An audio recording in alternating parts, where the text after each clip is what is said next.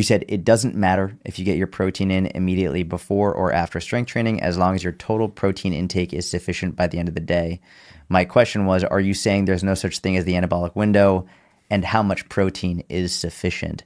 So can you explain what the anabolic window is purported to be, and then help people understand the truth about this protein timing, especially related to your workout window? Yeah, so the anabolic window, the classic definition is a 30 to 60 minute limit after your resistance training bout that you have this window of opportunity to consume quick digesting protein and carbohydrates in order to take advantage of the convergence of hyperaminoacidemia or peak levels of amino acids in the blood with hyperinsulinemia or peak levels of insulin in circulation as well, and hyperglycemia. So hyperinsulinemia, hyperaminoacidemia, hyperglycemia, all those things would combine to spike muscle protein synthesis. And then when you can elevate muscle protein synthesis maximally, then the theory was, okay, so now we got the ball rolling. We hit the anabolic window. We're going to maximize recovery, and therefore we're going to maximize growth. So if you don't do this, if you don't take advantage of the anabolic window, then you're just compromising your muscle gains. So that was, and I laugh at that now because it's hilarious. It's hilarious because people whose main goal in life it is to gain muscle as quickly as possible, they're going to have something pre-workout. They might even have a full-blown meal 1 to 2 hours before their workout. And the funniest thing is, if you have a full-blown meal, depending on the size of the meal, it's still coursing through your veins like 3 to 6 hours later. And so, yeah, it's like I have this thing where if you're burping up your pre-workout meal by the end of your workout, you probably don't need to like mow people over to get to your locker room and slam that whey dextrose shake. And so the anabolic window is this odd thing that comes up cyclically in the media with people who are just sort of discovering this whole, idea that, oh, yeah, the post-workout period is really special and we got to do this and we got to do that. And it's even going on right now where there's claims about, oh, okay, women need to take advantage of the post-exercise, la, la, la, la. And then you ask, okay, well, what is that evidence based on? And inevitably, they point all the way back to the early 2000s stuff that Brad and I took a look at and went, that doesn't make a whole lot of sense because if you have a pre-exercise meal, then your nutrients are still peaking in the blood like post-exercise. Right, right. And so it's just really odd. If you have pre-exercise meal, that pre-exercise meal is going to dictate the anabolic environment post-exercise because it takes 3 to 6 hours for a meal to rise in circulation, then go back down to baseline. And there are instances, of course, got to give some nuance here, where people train first thing and they don't have time for a pre-workout meal, and then they just kind of go right into it. And in that case, you can build a case for some kind of intra-workout consumption of carbohydrate and or protein or amino acids and carbohydrate. Some people just, they're afraid of carbs, so they just have some amino acids and some electrolytes and some caffeine or whatever. But yeah, the point is this anabolic window theory or hypothesis actually is based on overnight fasted subjects who were put through a glycogen depletion protocol in the earlier research. And then the timing of post-exercise nutrients. And in the earlier cases, it was carbohydrate. And they were looking at rates of glycogen restocking, resynthesis. And if you delayed carbohydrate ingestion post-exercise after an overnight fast and a glycogen depletion protocol, which is 90 to 120 minutes of continuous high-ish, like moderate intensity work on the quads, then you delay glycogen refilling. Well, that's kind of like duh. Yeah. But they took this concept and they tested the delaying of protein and the delaying of amino acids. And of course, you kind of blunted the potential of the muscle protein synthesis response when you delayed the protein. And that's almost kind of like, okay, well, duh, too.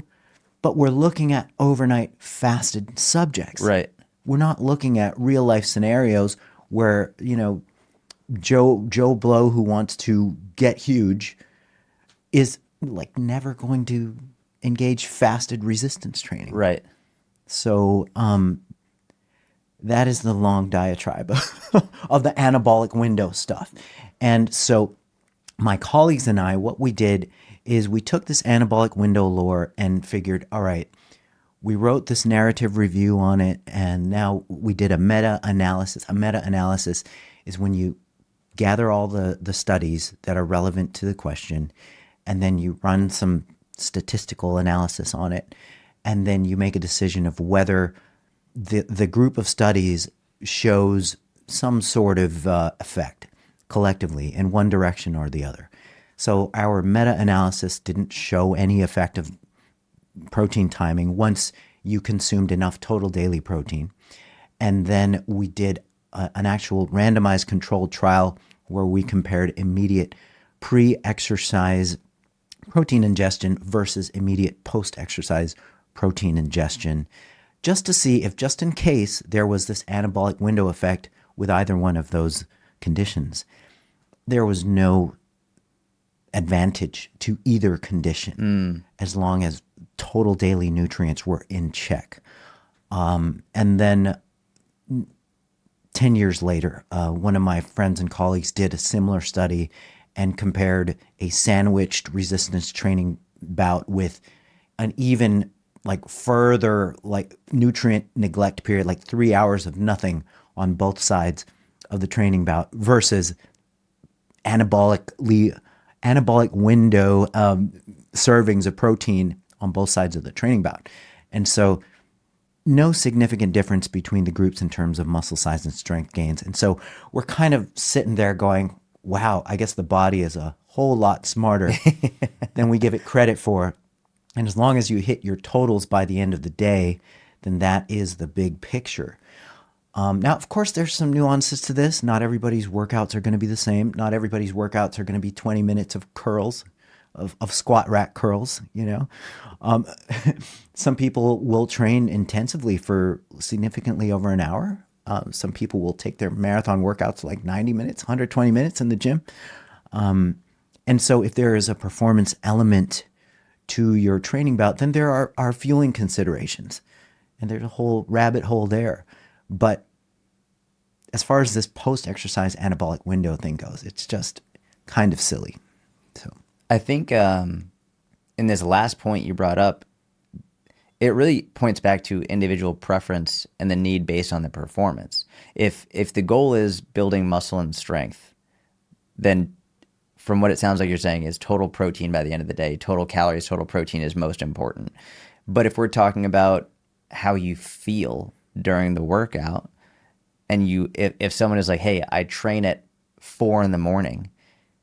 and I don't want to eat a huge meal before I train because it's 4 a.m, then it's like, yeah, then don't eat. That's fine. Or maybe sip on a protein shake in water or a carbohydrate protein mixture if that makes you feel and perform better. Or if you're doing a 2-hour, 3-hour long workout and your performance will degrade because you don't have any energy, literally you don't have any calories in you, then yeah, feel free to ingest whatever you need in order to make it a better performing workout.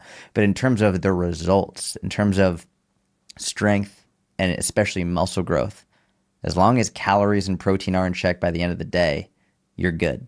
Is that the sum and substance of it? That's right. That's right. Yet, we humans love to think that we know the special little secret. And so there's still some kind of very strange allure to this narrow post-exercise anabolic window that you got to consume very specific amounts of protein and or amino acids and carbohydrate. It's just super duper. It blows my mind when I hear people just popping on and saying, "Oh, well, this person said you got to do this and this and that," and it's just making the rounds right now, and nobody has the actual evidence to back up what they're saying.